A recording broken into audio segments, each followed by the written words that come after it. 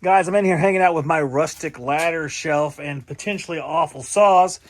My wife brought these inside that were sitting in my yard.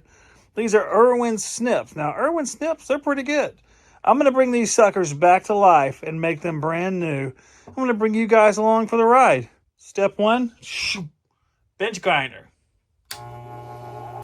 The first step of many of my cleanups is to get all the rust off that you can. Because even though I use a rust remover, and it's a really good rust remover, when you used Evapor-Rust, which is what I use, every time you put a bunch of rust into it, it quickens the death of the liquid. You can reuse it over and over again, but if you don't clear some of the rust off, you're not going to get too many uses out of it. So I like to clear as much rust as possible, let the wire wheel do the work, and then the Evapor-Rust can take care of the rest, and you'll have happy Evapor-Rust for a long time.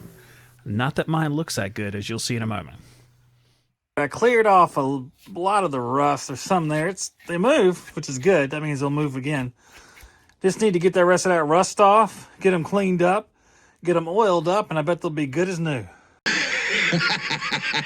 This is a vintage Craftsman toolbox, but it's broken. So what I did is I made it into my Evapor-Rust vat.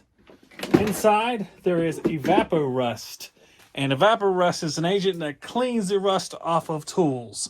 Now, it's not supposed to look like a cesspool. What the hell is that? Because this Evapor-Rust has been around for a while, so it needs to be changed out.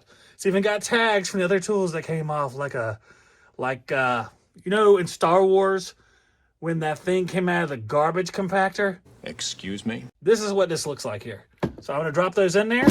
We'll come back tomorrow, and they'll look better. Not perfect, but better. Meanwhile, the next day. So it's been about 24 hours later here, and let's see what it looks like. Oh my gosh. Smooth as ever. Come on. Well, looks like all the rust is gone. Still got some turds right here. See if we can't clean those up in the sink. We got my perfectly clean sink right here. I'm going to clean this thing off. Unfortunately, it's going to be pretty cold tonight, about 18 degrees. And this water will have to be shut off. Clean this off a little bit. When the Evapor-Rust gets old, it gets a little black when you pull stuff out. You have to end up scraping that black crap off of it. Unfortunately.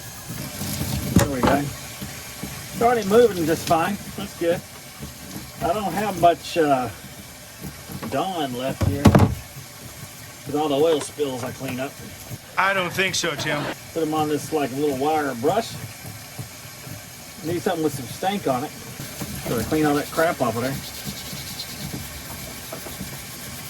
Purple powder works pretty good on this stuff too, but it's awful potent.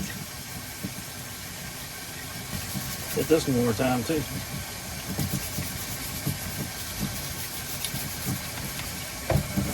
All the brown stuff down there at the bottom. And that needs the purple powder on there anyway. But we just want to make them functional. Look, we just want this to be functional. So we're going to dry this off, and then I'll put it in the oil, let it soak in the oil. Probably let it soak overnight, and she'll be good as new by the time she comes out. We'll see how well she cuts. See, it kind of sticks right there after we get in the oil, because it goes a little bit wide and a little bit easier than that, but the oil will help that out. Make sure we get all dried off here with my towel that's super clean. It's so clean, dude. You towel off with this towel after a bath, dude, you be so clean, it's crazy. Do I really look like a guy with a plan? Gotta make sure we get every little nook and cranny here. Don't want much water on it, because you know water and oil ain't beneficial for each other. Do a little shake test. Nothing's gonna be perfect, but it'll be pretty close to perfect. It's at least the right color, and I'll put it down here in the oil. Here we go, right here. We're down there in the oil. See, some of the tools have already been in the oil, and I set them up here to drip dry. But I want some things like this to be stuck down in the oil for a while. So I want oil all over it. I want it to seep up into those handles.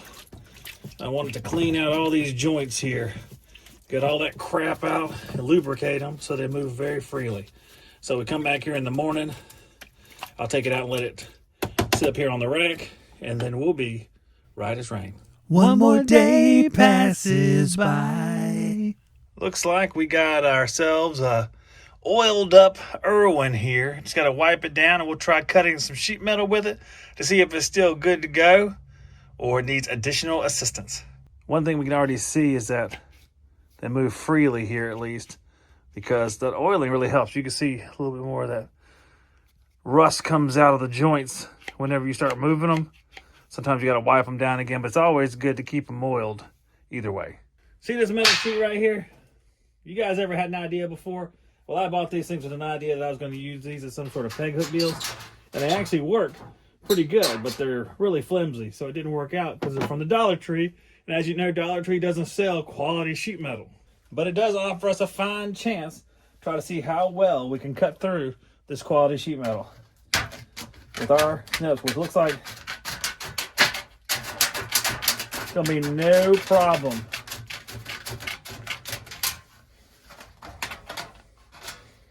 Always be careful on the lip though. No problem there. The Irwins are up to the task. But can we double it up and cut through it? I got a feeling the answer is also yes to that. This stuff's about as thin as a Coke can, so Irwin, no problem. And what I'm going to do, because if you try to cut up that lip with these offsets, it's going to end up binding up right against this region. And look, I already got a Band-Aid there. We don't need anything else. So let's put them all together now. Put a little clampy on it. Let's see about doing all 4 of them. Again, no problem. The Irwins are doing great. They're still cutting great. I could go right back in the field with these things and feel good about it. Let's take a closer look at these guys real quick though. As long as there's metal left to work with, usually you can make something work. You see right over here, there's a little bit of kind of like an oily, rusty mess right there where some of that's coming out as it's being used. Wipe it down. You should definitely be oiling your tools periodically. The side that really wasn't touching the ground all the time looks a lot better than the side that was touching the ground, because the side that was touching the ground is going to be pitted. As you see, these pits right here, we could take those pits out, but this is not a restoration. This is bringing it back to work. You can restore these things. For what reason, I don't know. They're not especially collectible. They're workhorses and need to work. So that's what we did. Could clean up the handles a little bit more with some purple power, but again, we're trying to get back to work. We're not trying to win any beauty contests, which we wouldn't. But I think you guys would agree. These are ready to get back to work and ready to cut some sheet metal.